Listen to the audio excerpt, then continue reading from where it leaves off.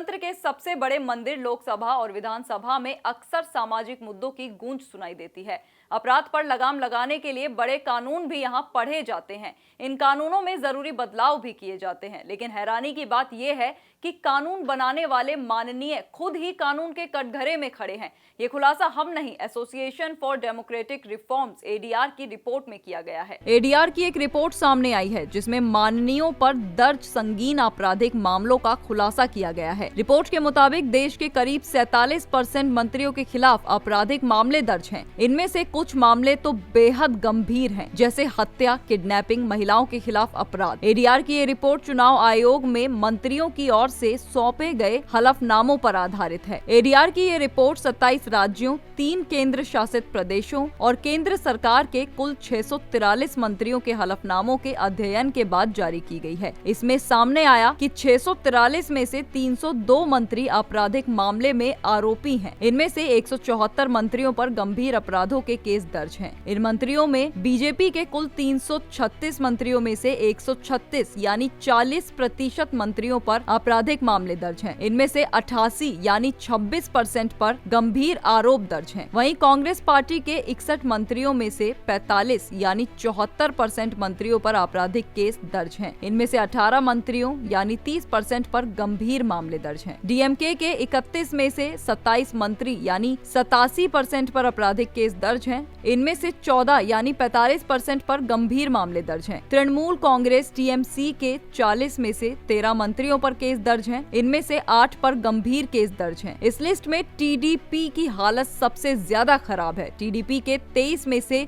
22 मंत्रियों पर आपराधिक मामले दर्ज हैं, जबकि 13 पर गंभीर आरोप है। आम आदमी पार्टी की बात करें तो 16 में से 11 मंत्रियों पर केस दर्ज हैं। इनमें से 5 पर गंभीर आरोप है।